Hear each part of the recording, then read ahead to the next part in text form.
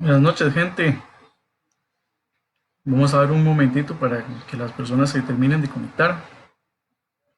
Espero que todos estemos muy bien y que este estado que estamos viviendo ahorita pronto pase.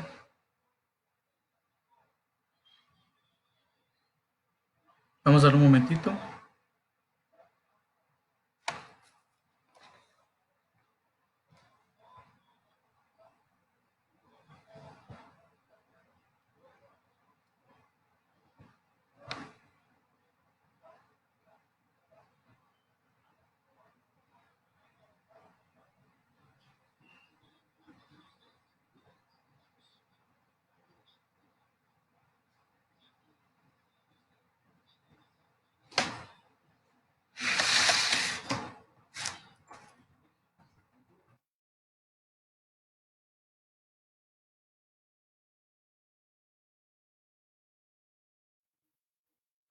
Saludos, Brian. Saludos, Shirley. Bienvenidos y bienvenidas.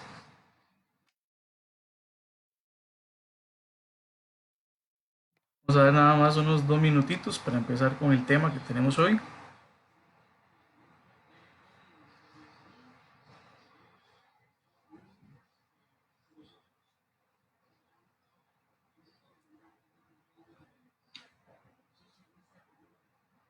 Saludos.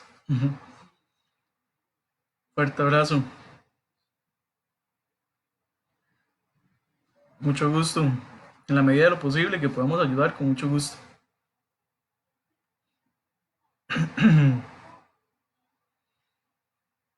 Hola, saludos. Bienvenida, Catalina. Entre más gente, mejor. Más bien rieguen la bola.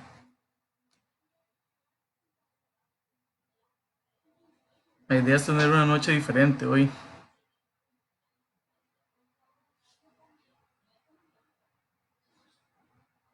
Bueno, para ir más o menos entrando en sintonía, mi nombre es Alexis Espinosa Morera. Soy psicólogo clínico con un énfasis en salud mental específicamente y también tengo un diplomado en intervención psicológica en procesos de crisis, que justamente consiste en todo lo que tiene que ver con patología a nivel de la mente en general. Ok, la idea con este espacio es que hoy vamos a hablar un poquito con respecto a qué tenemos que hacer o qué es la salud mental, todas esas dudas, esos cuestionamientos, esos miedos e incertidumbres que todos tenemos con respecto a esta situación que es nueva a nivel mundial, ¿verdad? Que no solamente está sucediendo en Costa Rica. La idea es despejar todas esas dudas y ver de qué forma podemos bajarle un poquito a la ansiedad, al estrés de esta situación tan difícil de sobrellevar, ¿verdad? Porque es la palabra difícil. Ok, entonces para eso vamos a empezar primero que nada definiendo qué es la salud mental, en qué consiste. Bueno, la salud mental es un estado de bienestar general prácticamente que involucra los aspectos físicos, los aspectos mentales, los aspectos sociales, involucra la parte espiritual también del individuo e involucra todo lo que el individuo en cierta forma lo compone en su estructura porque somos seres holísticos y somos seres prácticamente creados por muchas variantes y que tenemos diferentes circunstancias en diferentes momentos y todo eso da forma a lo que es la salud mental. Vamos a partir también del hecho de que la salud y la enfermedad se construyen todos los días. Eso es algo que tenemos que tener muy, muy, muy claro, porque lo que justamente hoy yo siento que me hace o el estado de bienestar de salud que tengo yo hoy no va a ser igual al estado de bienestar o de salud que tenga el día de mañana, porque va a depender mucho de mis hábitos de vida, de las decisiones que yo tomo, de las cosas que yo hago, lo que decido, lo que no decido. Entonces vamos a partir de que la salud mental, primero, es un estado general, o sea, lo engloba todo lo que compone al individuo, prácticamente, su mente, su cuerpo, su espiritualidad y sus áreas interpersonales o sus relaciones con otras personas. Segundo, vamos a partir de que la salud y la enfermedad la construimos todos los días. Eso es muy importante que lo tengamos presente porque cada día importa. Cada día es un día diferente, que tenemos un nuevo amanecer, tenemos una nueva oportunidad, tenemos como lo queramos ver, un regalo, como quiera cada uno verlo.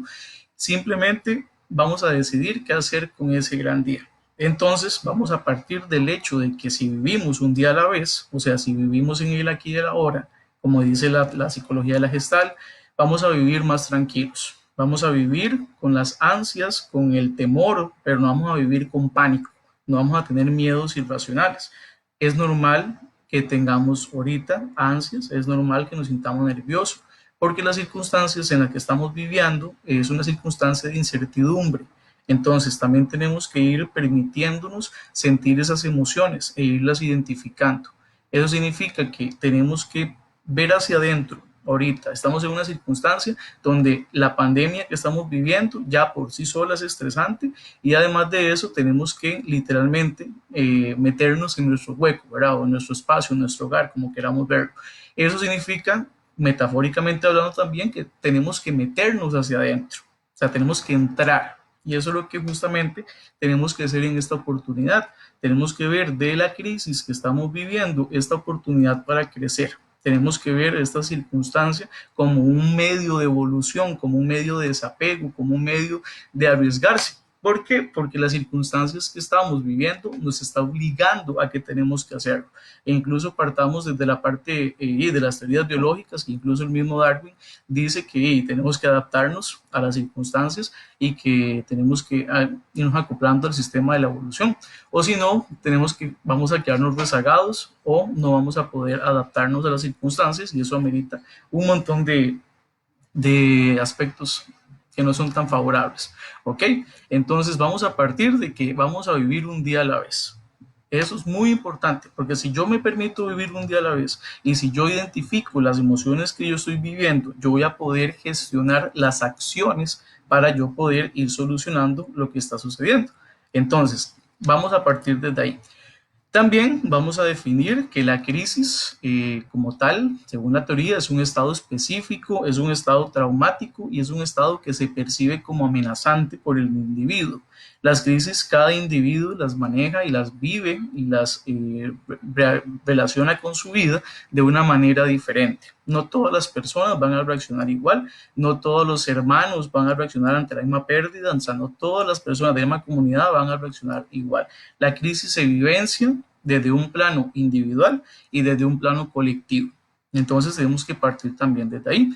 Hay crisis de etapas de vida y hay crisis que son por situaciones externas al individuo, ¿verdad? Que el individuo no puede controlar, que en este caso estamos en situaciones externas a las que no podemos controlar. Entonces, como no podemos controlar lo que está sucediendo afuera, podemos controlar lo que está sucediendo adentro. Y eso es lo más importante que quiero recalcarles hoy, ¿verdad? Tenemos que perderle ese miedo a la soledad, tenemos que perderle ese miedo a ver hacia adentro, tenemos que perderle ese miedo a la muerte, a la enfermedad, porque todo esto es parte de la existencia que tenemos y es parte de la vida como tal. La vida y la muerte son parte de la existencia.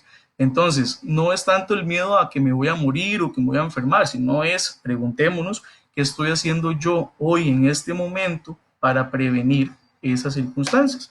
Entonces, si yo me pregunto eso y yo tomo las medidas para yo poder prevenir y promocionar en mi cabeza, meterme la idea de la salud como un eje que voy destruyendo o construyendo todos los días, yo me responsabilizo. Entonces, yo me hago responsable de lo que está sucediendo en la crisis de mi existencia, no en la crisis fuera de mi existencia.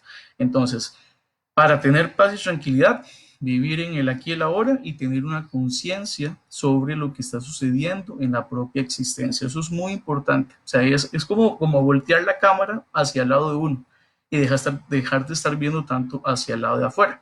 Vamos a ver también que las crisis generan un cambio total en lo que es la vida del individuo a nivel personal, a nivel emocional, a nivel conductual, a nivel social, a nivel laboral. O sea, la crisis involucra muchos aspectos que se van a ver completamente cambiados y que muchos de esos van o a modificarse o van a desaparecer también. Tenemos que ver que las crisis involucran que vamos a perder cosas y que tenemos que desapegarnos, pero también involucran oportunidades para generar cosas nuevas, más saludables, que eso es la contraparte y el para qué está sucediendo esta crisis.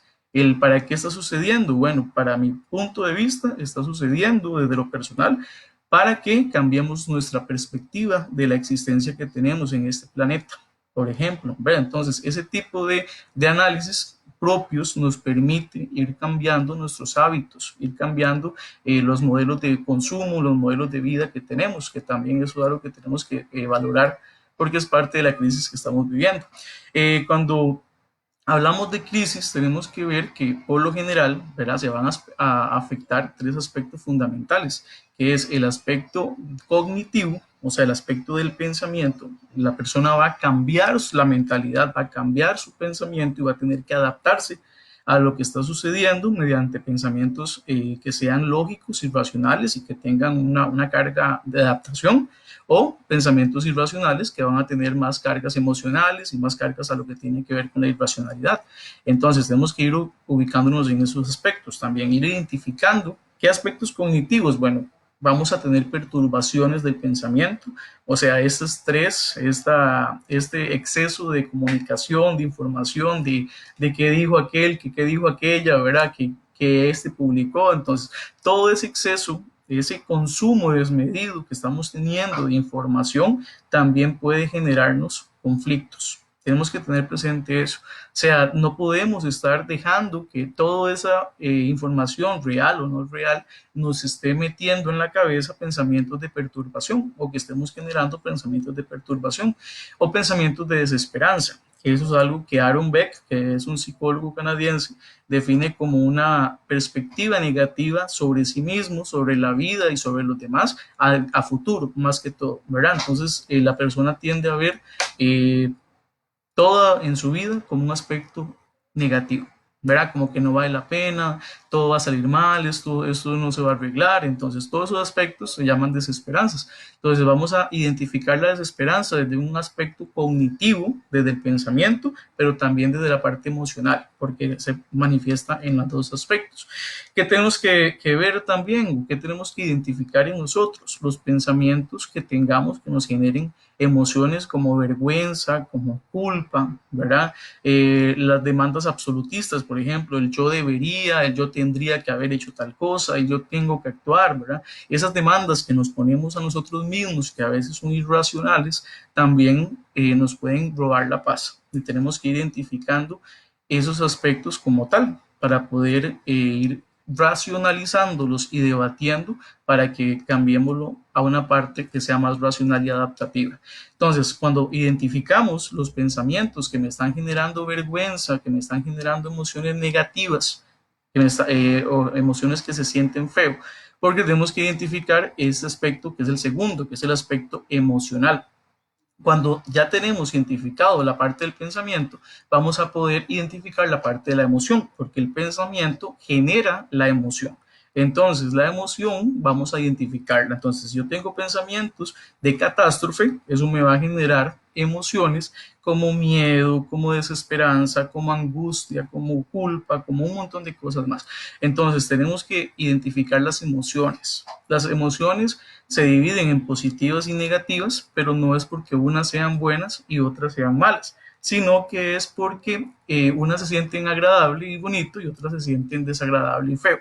Pero las emociones son respuestas, tenemos que verlo a cómo son respuestas acorde a lo que pensamos. Entonces tenemos que interpretarlas, analizarlas, pero sobre todo regularlas y vivirlas bien, porque si somos o tendemos al exceso emocional o a la parte irracional con respecto a la emoción, vamos a tener también conflictos a nivel interno, a nivel clínico, pues, se puede también dar, y también a nivel interpersonal, o sea, con los demás. Entonces vean lo importante que aprendamos a regular, a manejar y a expresar, que es muy importante también, las emociones, porque durante la crisis las emociones como la vergüenza, la culpa, la ira y el miedo son muy constantes, pero tenemos que verlas como algo natural, porque no significa que esté mal. Tenemos que identificar que si yo siento miedo, no significa que esté mal que yo tenga miedo. Lo que tengo que ver es por qué yo estoy sintiendo miedo. O sea, ¿qué me quiere decir mi mente? ¿Qué me quiere decir mi cuerpo con eso que yo estoy sintiendo? Porque también tenemos que ver el aspecto del cuerpo, ¿verdad? El aspecto de la relación que existe en los aspectos psicosomáticos, o sea, cómo la mente pueden hacer que el cuerpo se enferme o por lo menos percibir una sensación de enfermedad. Que, por ejemplo, hay un tipo de trastornos que se llaman los trastornos por conversión, que son trastornos que hacen que la mente se convence de que está enfermo y el cuerpo empieza a manifestar ciertos síntomas que solamente el individuo siente, o sea, porque son reales y lo siente, pero cuando se hacen estudios clínicos, por ejemplo, algún tipo de análisis clínico, radiografía o lo que sea, sale todo bien. Entonces, eso es psicosomático, o sea, que la mente es la que está sintiendo la perturbación. O sea que esa perturbación, esa desesperanza, ese miedo, esa vergüenza se está convirtiendo en algo que ya es a nivel psicosomático. Y ahí lo podemos ver, por ejemplo, con la colitis, la gastritis, ¿verdad? Los infartos, el famoso estrés aquí, el gorila que produce el cortisol y otros neuroquímicos ahí que tienen que ver con el estrés y con la respuesta biológica y neurológica al estrés, la adrenalina y otros neuroquímicos como tal. Entonces tenemos que partir de eso. Entonces cuando tenemos ya el pensamiento y la emoción identificada, vamos a ver que eso lleva a la conducta, que es el tercer punto. Entonces las crisis también van a afectar el aspecto conductual. O sea, van a afectar cómo me relaciono yo con los demás, van a afectar cómo me relaciono yo conmigo mismo, qué hago para mi bienestar, mis hábitos de vida, si tomo hábitos de vida saludable, si tengo conductas de riesgo, por ejemplo, también. Entonces, la conducta se puede y se va a ver posiblemente afectada según los aspectos emocionales y los aspectos del pensamiento previos que tenemos. Entonces, hasta eso tenemos que ir valorando y tener presente, porque la crisis como tal nos va a afectar en el aspecto cognitivo, o sea, a nivel de pensamiento, en el aspecto emocional, o sea, a nivel de las emociones, en el aspecto conductual, a nivel de conducta. Y todo eso en general en aspectos fisiológicos también, porque el cuerpo no podemos dejarlo de lado. Mente y cuerpo no se pueden separar. Entonces, la salud antes, por ejemplo, se decía que el que no tenía enfermedad era el que estaba saludable. Y hoy por hoy sabemos de que el hecho de que usted no sienta que estás enfermo o que usted no le hayan diagnosticado algo físicamente no significa que usted esté saludable completamente. Porque la mente y el cuerpo, a pesar de que no funcionan exactamente igual, tienen se puede decir como un trabajo en conjunto, ¿verdad? Para que homeostásicamente el individuo pueda existir, o sea, que usted esté vivo o viva y que usted piense, que usted decida, que usted actúe, que usted sienta, etcétera, etcétera, etcétera. Entonces, esa es la primera parte que tenemos que tener presente, ¿verdad? Que la crisis va a afectar esas áreas, la parte pensamiento, emoción, conducta y cuerpo, ¿ok? ¿Qué tenemos que también tener presente de la crisis? Bueno, la crisis es pasajera, ¿verdad? No todas las crisis duran el tiempo igual, o sea, puede durar un día, un mes, un año, o sea, una crisis puede durar el tiempo que, prácticamente incalculable, o sea, no podría decirle exactamente qué tiempo dura una crisis, porque todas son diferentes. Y recordemos que cada individuo vive la crisis también diferente. Entonces, si todas son diferentes y todos vivimos la crisis diferente, es prácticamente imposible describirlo en un número o encerrarlo en un número o una fracción de tiempo. Vamos a decir nada más que cada quien vive la crisis a un ritmo único y de una forma única también. Las crisis son pasajeras, por lo general tienen un medio de resolución o tienen una respuesta o un medio en que se puede solucionar y además de eso tiene una enseñanza, que eso es muy importante que entendamos, es el famoso para qué. Porque si buscamos el por qué, vamos a tener mil y un opciones que son verídicas o son suposiciones. Entonces, si buscamos el por qué, o sea, el por qué la gente hace tal cosa, por qué la gente se enferma, por qué la gente se muere, por qué hay guerra, o sea, si buscamos por qué, vamos a encontrar un montón. Pero si buscamos para qué es, o sea, ¿para qué sucede eso? ¿Para qué o qué nos estás enseñando eso? ¿De qué podemos aprender de eso?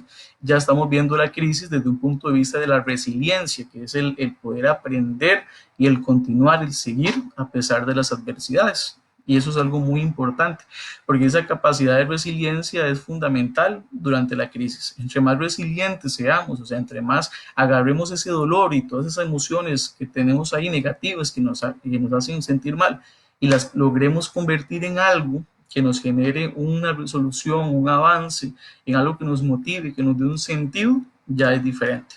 ¿Ven? Entonces, eso es muy importante que también lo veamos desde esa perspectiva, desde la parte de la resiliencia. Ok, ¿qué podemos hacer para la parte de la salud mental o para el desarrollo de la salud mental? Primero, vamos a vernos al espejo, vamos a abrazarnos y nos vamos a decir, yo acepto que estoy en una situación de crisis. Yo acepto que tengo miedo, acepto que tengo enojo, acepto que tengo frustración, acepto todo eso. Es parte de mí, es parte de la existencia y es parte de lo que está sucediendo en este momento y no puedo cambiarlo.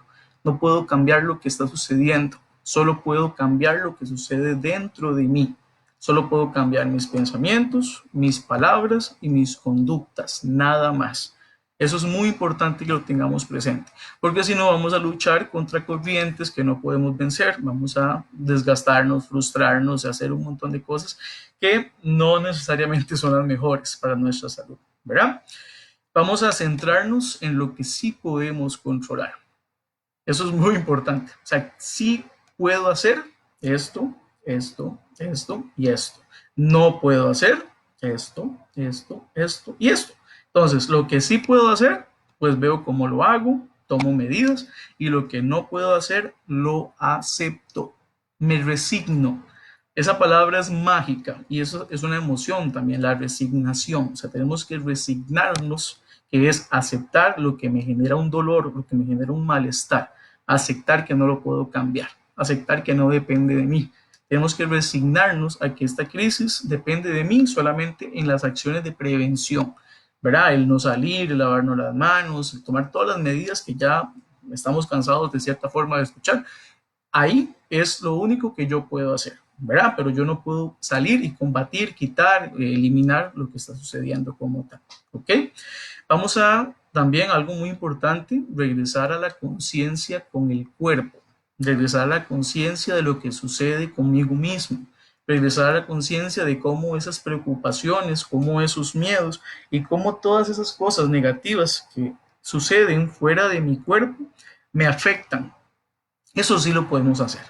Como esa colitis, esa gastritis, ese dolor de cabeza, o sea, ¿qué me quiere decir mi cerebro? ¿Qué me quiere decir mi mente? ¿Qué me quiere decir mi cuerpo con ese dolor? ¿Ven? Entonces, eso es algo que tenemos que tener presente también. ¿Ven? Entonces, regresemos a la conciencia del cuerpo. Regresemos a saber que la mente enferma al cuerpo, como el cuerpo también puede enfermar a la mente. Y podamos así responsabilizarnos. Así podemos decidir hacer ejercicios, hacer yoga, hacer todo lo que la gente quiere hacer, ¿verdad? Para poder sentir la parte del cuerpo con la parte de la mente y unirlos de una manera integral. ¿Ven? También es muy importante que volvamos a la conciencia del aquí y el ahora. Eso significa, como les dije desde el principio, ahora que estábamos empezando, es centrarnos en lo que sí depende de mí, centrarnos en lo que sí puedo cambiar. Y además de eso, identificar lo que está sucediendo, lo que estoy viviendo, lo que estoy sintiendo. Eso es muy importante. Permitirnos, tenemos que permitirnos sentir mal, tenemos que permitirnos sentir dolor, tenemos que permitirnos sentir vergüenza. Las emociones no son negativas ni positivas porque sean buenas o malas. Simplemente son negativas o positivas porque se sienten feo o porque se sienten bonito. Nada más. Pero las emociones son adaptativas, o sea, nos enseñan cosas. Podemos aprender de ellas, podemos analizarlas, podemos sacar cualquier cantidad de enseñanzas y sabiduría de las cosas que nos pasan y de cómo nos sentimos con esas cosas también. Entonces, no nos enojemos cuando sentamos enojo, porque en la TREC, que es un enfoque cognitivo-conductual, es muy específico y que me gusta bastante utilizar, en la TREC una emoción puede generar otra emoción. Por ejemplo, yo puedo sentir vergüenza porque la gente me vea que yo me enojé, entonces ya tengo ahí emoción, tengo una vergüenza, tengo el enojo también. Por ejemplo, yo puedo sentir que algo, por ejemplo, que algo que no pude resolver o que me frustró, al final de cuentas, alguien llegó y lo hizo súper fácil y a mí eso ya me dio vergüenza. Entonces ya tengo dos emociones, ¿ves? Entonces tenemos que tener presente que una emoción puede generar otra emoción. Entonces eso tenemos que regularlo también, tenemos que identificar. Y tenemos que identificar las emociones que estamos sintiendo para poder trabajarlas, porque si no le ponemos un nombre a la emoción, no vamos a poder trabajarla como tal. También es muy importante que nos comuniquemos, ¿verdad? Que tratemos de comunicar las cosas que estamos sintiendo.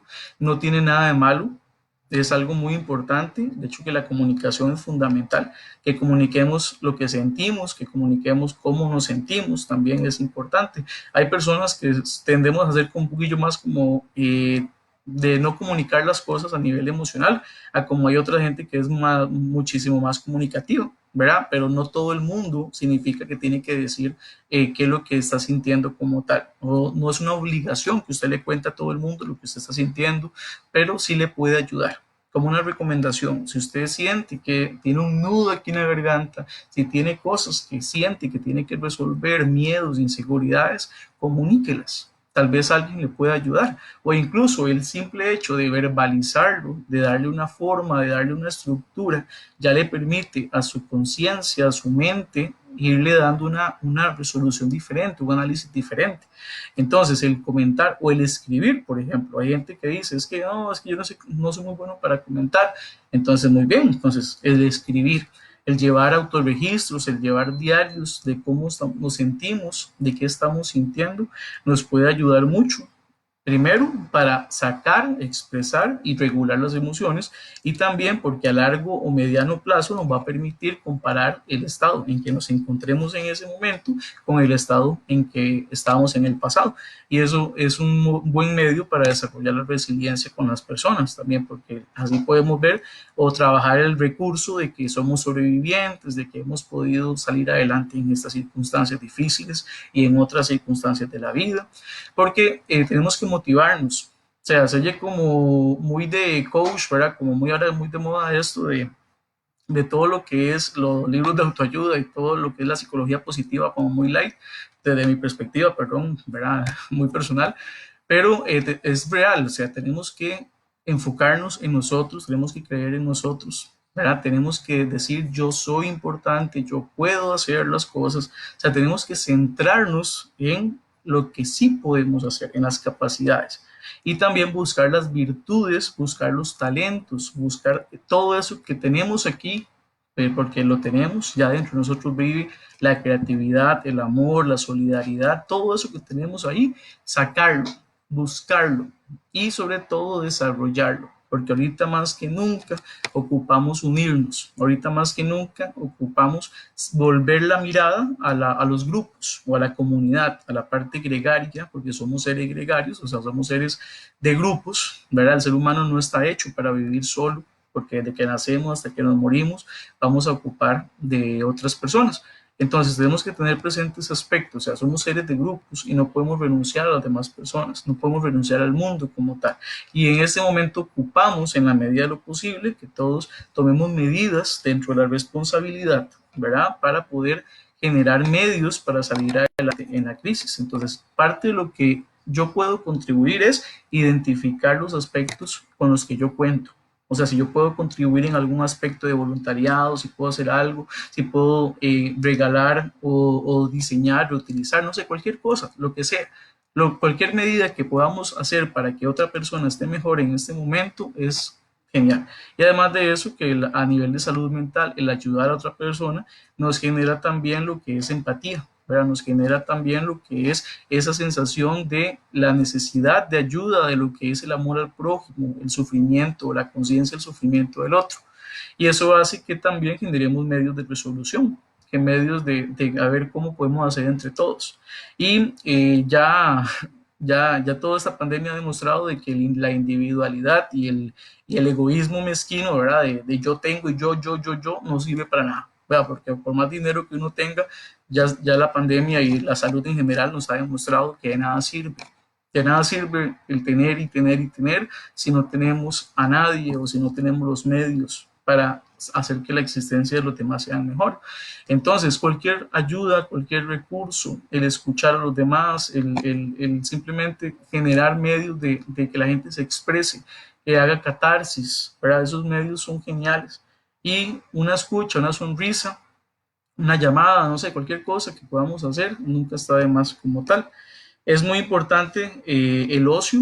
Ahorita estamos en un tiempo donde ocupamos el ocio, que no es lo mismo que los hobbies y no es lo mismo que el tiempo libre.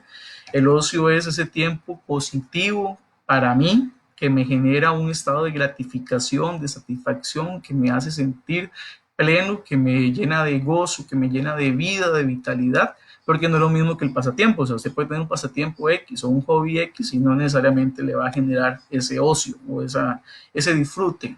como tal. Entonces, empecemos a buscar esos medios de ocio, ¿verdad? Y a desarrollar también, porque también tenemos muchos talentos y muchos aspectos excelentemente positivos y virtuosos que no conocemos. Entonces, tirémonos al agua, empecemos a hacer cosas que no hacíamos. Aprendamos a cocinar, aprendamos a coser, aprendamos habilidades para la vida tan necesarias y habilidades de la vida cotidiana, porque realmente esto no es que vaya para largo, porque no podemos decir cuánto va a durar esa circunstancia, pero el hecho de que ya sea incierto cuánto va a durar, hace que nos tengamos que tomar medidas. O sea, ya el simple hecho de que no sepamos cuánto va a durar esto, nos quiere o nos viene a dar a entender que tenemos que tomar medidas para poder sobrellevar un día a la vez las circunstancias que están sucediendo, ¿verdad? Y entonces, este es un buen momento para cuestionarnos también la forma de los modelos de crianza, los pensamientos que tenemos, esas demandas o esos pensamientos que no necesariamente son racionales, ¿verdad? Que no necesariamente son los más saludables o lo mejor que el individuo puede tener. Entonces tenemos que también permitirnos o tener apertura a ese cambio, o sea, esa apertura al cambio, esa adaptación al cambio es necesaria. Ahorita tenemos que entender de que estamos en una situación de crisis donde todo va a cambiar a nivel económico, a nivel social, a nivel país, a nivel yo, a nivel usted, todo va a cambiar. Todo va a tener un cambio positivo y un cambio negativo, como todas las crisis. Pero nosotros tenemos que tomar las medidas para salir adelante y aprender con respecto a cada una de esas circunstancias, que eso es donde yo les invito a que nos vayamos responsabilizando con respecto a lo que estamos haciendo. Por eso es importante el no salir, el tomar medidas de prevención, el tomar medidas de promoción de la salud, o sea, que le comentemos a los demás por qué es importante que nos lavemos las manos, por qué es importante el no salir a exponernos, o sea, a esa persona que de una u otra forma no ha entendido o no ha querido entender o lo que sea, tenemos que ver también cómo generar medios para que esa persona también se cuide y nos cuide a los demás, porque tenemos que entender que esto va muchísimo más allá de solamente yo.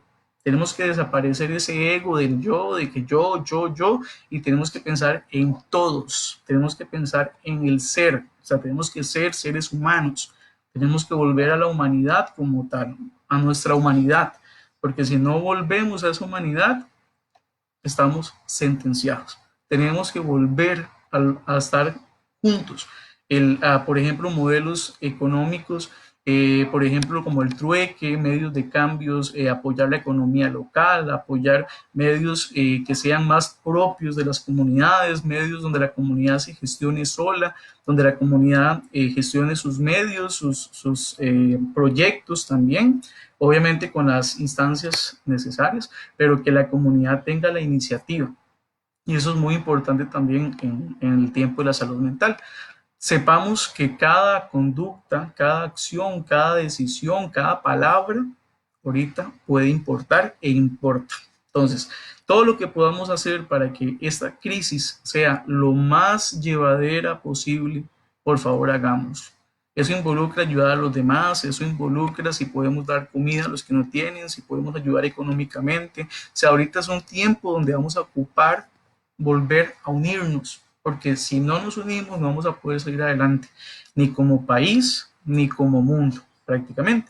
Entonces, tenemos que ver que también tenemos que generar dentro del diario vivir, dentro del aquí y la ahora, tenemos que generar rutinas, ¿verdad? Rutinas porque somos seres de hábitos, somos seres que tenemos una cotidianidad, entonces toda esa rutina tenemos que tratar de volver o que sea lo más parecido a la normalidad, ¿verdad? Algo así, porque todo lo normal no existe, pero que sea como lo más parecido al diario vivir que la gente, especialmente los niños, ¿verdad?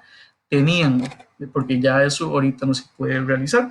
Entonces, si podemos retomar aspectos de la cotidianidad para que no se sienta tanto el golpe del cambio, hagámoslo.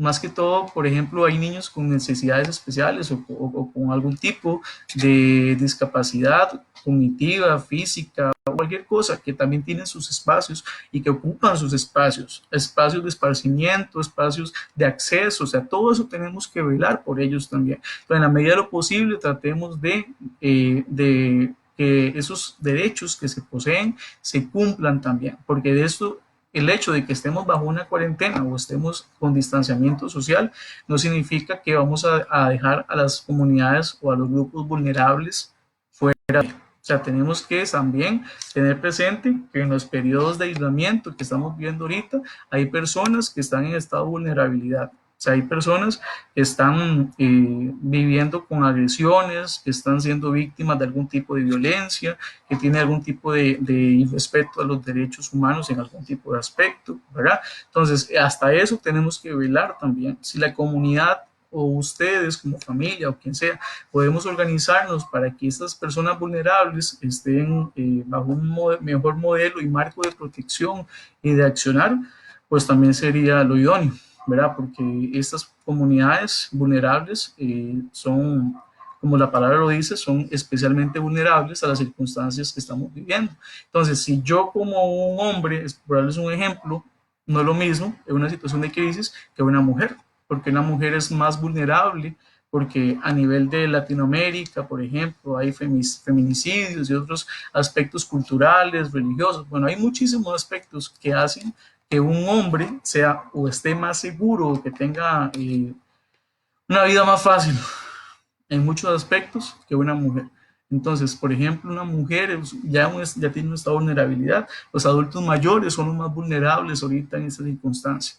Por ejemplo, tenemos que hablar con ellos, tenemos que hacer que nos comenten cómo se sienten, que nos cuenten sus miedos, que nos cuenten sus inseguridades, que nos cuenten todo lo que tienen que comentar, porque ellos también tienen mucho que decir con respecto a lo que está sucediendo. Entonces, tenemos que hacer que las personas, adultos mayores, específicamente los adultos mayores y los que tienen enfermedades coronarias o enfermedades que no son transmisibles, como lo que es diabetes, presión alta, problemas cardíacos, problemas respiratorios, el tipo de comunidades o grupos que están más vulnerables, tenemos que tener y tomar acciones para poder ayudarles, tanto desde la prevención física como desde la parte de la prevención mental. Y eso involucra lo que es la higiene mental como es la higiene física. Porque la higiene no es solamente limpiar con un trapito, con jabón, ¿verdad? Los muebles o con alcohol en gel las manos y lavarse las manos. Eso va más allá. O sea, la higiene es también qué hago yo por mi mente. Que la higiene no es solamente en lo físico, también está la higiene mental. Entonces, el evitar la sobreinformación, el evitar lo que son accesos desmedidos a las redes sociales, tratar de estar regulando los accesos a las redes sociales puede ayudar. Algo que también podría ayudar mucho es marcar horarios. ¿Qué significa eso? Bueno, ok, en la mañana vamos a acomodar, vamos a limpiar, después de la comida vamos a hacer algún tipo de actividad, algún tipo de juego, ver televisión, en la tarde hacemos X, Y, Z cosa en familia y después tenemos nuestro espacio propio y personal, porque eso también es muy importante. Tenemos que tener nuestro propio espacio y nuestro propio tiempo. Por ejemplo, yo ahorita aquí donde estoy es el espacio de la casa donde es solamente mío, ¿verdad? Que es un espacio válido, que aquí es donde yo hago cosas de mi vida y mi accionar diario en la parte laboral, en la parte espiritual, en otros aspectos como tal. Entonces, vean que eso también es importante, el darnos nuestro propio tiempo, el darnos nuestro propio espacio.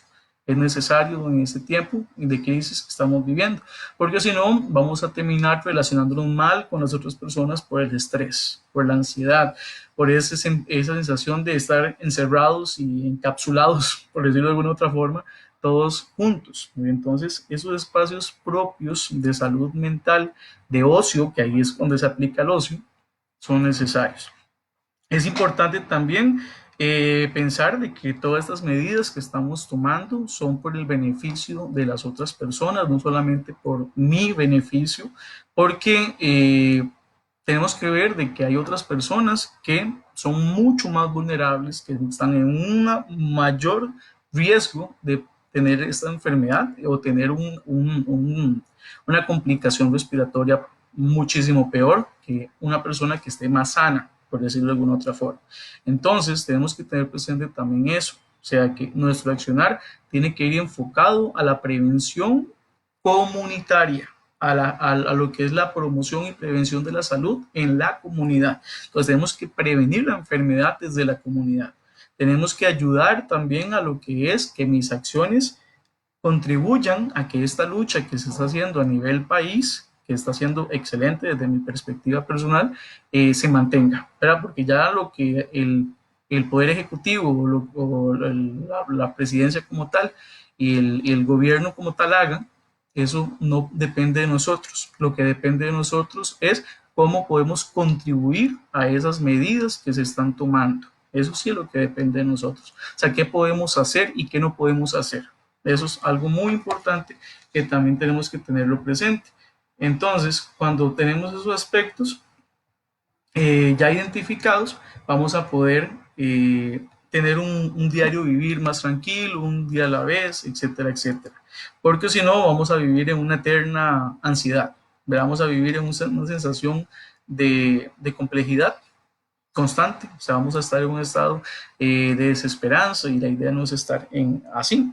Vamos a ver que la prevención salva vidas. Bueno, los que trabajamos en el sector de la salud sabemos la importancia de la prevención y la promoción de la salud, ¿verdad? Y todo lo que tiene que ver con hábitos de vida saludable, factores de riesgo y todo lo que involucra la mente y el cuerpo desde una parte holística, porque somos más allá de solamente mente y cuerpo. Las rutinas diarias, como les comentaba ahora, pueden ayudar mucho con los niños, por ejemplo. También pueden innovar, podemos hacer pintura, podemos hacer arte en general. A los niños les encanta todo lo que tiene que ver con la expresión artística. De hecho, que nosotros somos seres artísticos por naturaleza. Vean que todos los niños bailan, pintan, juegan, imaginan y hacen, y nadie les enseña a hacer esas cosas.